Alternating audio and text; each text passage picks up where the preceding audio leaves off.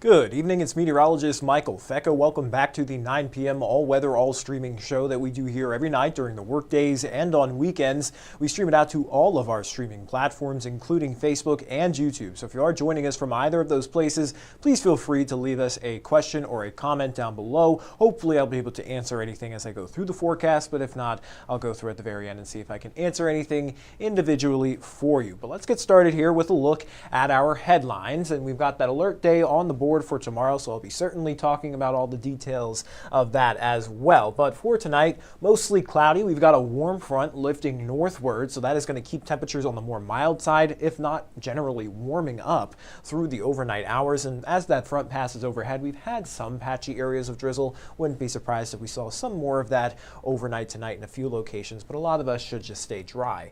Then that brings us into tomorrow. Most of the day on Sunday going to be a warm, cloudy, and windy day. It's not until we get into Sunday evening that we have that cold front moving through. That's what we're going to be on alert for, as that brings in a round of some rain and some thunderstorms with that potential for some isolating damaging wind gusts. But behind that front, sharp drop in temperatures. I'm talking maybe 30 to 40 degree temperature drop in the overnight hours. So that is certainly going to take many people off guard as you head out the door Monday morning. So looking at our setup there, we have that warm front lifting northward. Some showers, again, have produced some drizzle in the tri-state, but again, a lot of us are dry.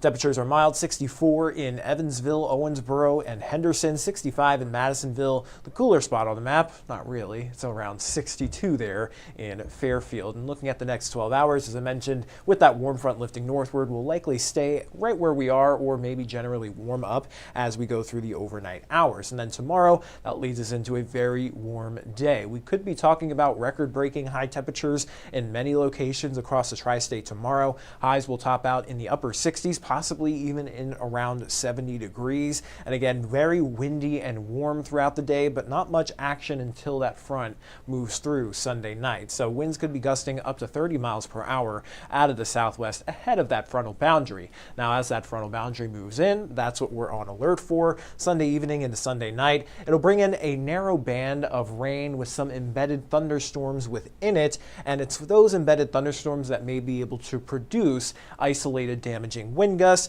maybe even a spin-up tornado, but that threat is extremely, extremely low.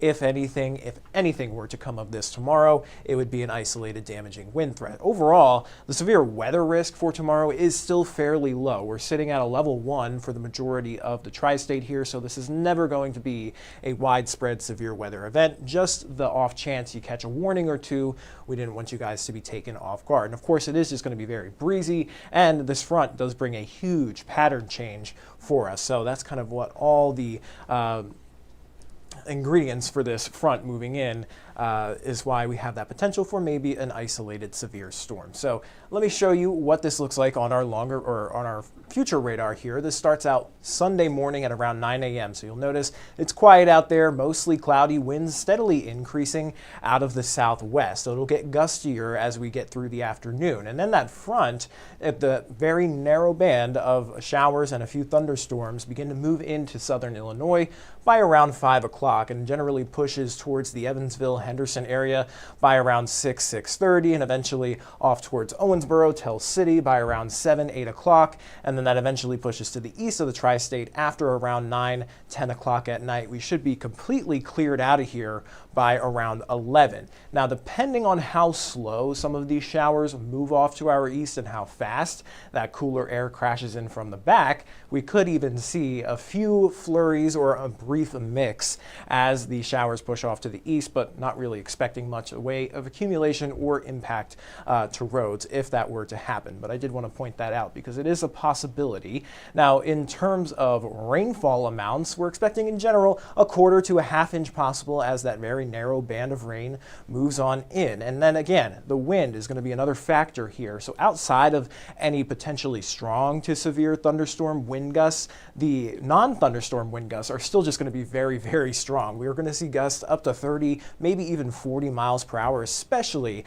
right as that front approaches and then just after that front passes behind. So through the first half of the day, they're going to be coming out of the southwest, and then that front moves in, changes our wind direction, pulls in that colder air, but then we see gusts up to 30 to 40 miles per hour out of the northwest through the second half of tomorrow night and into Monday. And that's where we see that huge temperature drop. So we're talking about in the upper 60s to around 70 degrees Sunday afternoon, all the way down into the mid-20s overnight into Monday morning. So a huge change in our pattern here. And it looks like we'll stay on the colder side at least Monday and Tuesday, and we start to climb back up near average for the middle and end of next week. And it also looks like we'll have high pressure building in, so that'll keep things on the drier side as well. But in terms of our feels like temperatures, so our actual temperatures will be dropping down into the 20s, but wind speeds gust up to 30, again 40 miles per hour possible Monday morning. That will make those wind chill values feel a lot colder. So it could feel like the single digits waking up Monday morning. So again, going from what feels like a spring day tomorrow to the absolute depths of winter in just a very short time period. So that's kind of what this alert day is all about, in addition to the potential for an isolated damaging wind gust. So lots of changes on the way with that front moving in for tomorrow night. Then behind that front, high pressure builds in, cools us down, and keeps us quiet through much of next week. So looking at our longer range European model here, you can see there's not a whole lot of action. We've got some lake effect snow possible off to our north there Wednesday and into Thursday, although it doesn't look like it really wants to bring much of that here into the tri-state. It wants to kind of keep it off to our north. And then we'll still have high pressure here through the start of the new year, and it looks like our next best chance of rain doesn't really move in until the start of next week. So at least a quieter pattern is expected through next week after this front moves in for tomorrow. So let me go ahead and pull up the 7-day. I'm going to go and see what you guys are talking about in the comments. If you have any questions for me, I'm happy to answer them. Looks like Emma says good evening. Scott also saying good evening to you. Cheyenne, good evening, and same to you, Jeanette. Michael, there is a marginal risk for severe weather in Evansville tomorrow, mainly rain with a few rumbles of thunder. That is a question by Zach. Yeah, we're thinking that this overall, the setup here, it's not favorable for strong or widespread severe thunderstorms. It's pretty much just a high shear, low instability event. So what that means is you get a lot of these gusty showers, but occasionally along that line of gusty showers, you get a stronger gust, and that's where you potentially get a severe thunderstorm warning out of it. And that's pretty much what we're going to be looking at through tomorrow. Again, I think a lot of us are just going to be seeing a windy, rainy frontal passage, but there could be a few instances along the leading edge of that line where there could be some stronger gusts. And of course, that potential for a spin-up tornado, but again, that risk is super low, even lower than what our wind potential is. What is the headache predictor looking like with this system? Definitely going to be feeling some big changes there, especially after that front blows through. A lot of the times you got a huge drop in pressure along the actual frontal boundary, but then you've got the change in temperature behind that. So I'm sure a lot of sore, achy joints possible as you wake up Monday morning, Megan.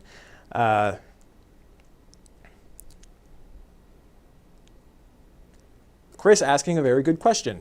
Does the rain and then a temperature drop cause the roads to ice over? That is a potential we may be looking at. However, a lot of the times when you have a lot of strong cold air advection, like what we're getting behind this frontal boundary, and we're not expecting, a soaking rainfall, we're getting a quick hit of around a quarter to a half an inch. I'm pretty sure a lot of the wind that we're getting is going to help dry out any wet roadways before the temperature drops too quickly for it to actually freeze over. So I wouldn't rule out maybe some icy black spots or black ice spots, but I think a lot of that is going to actually dry up with the wind before the air can actually freeze any standing water.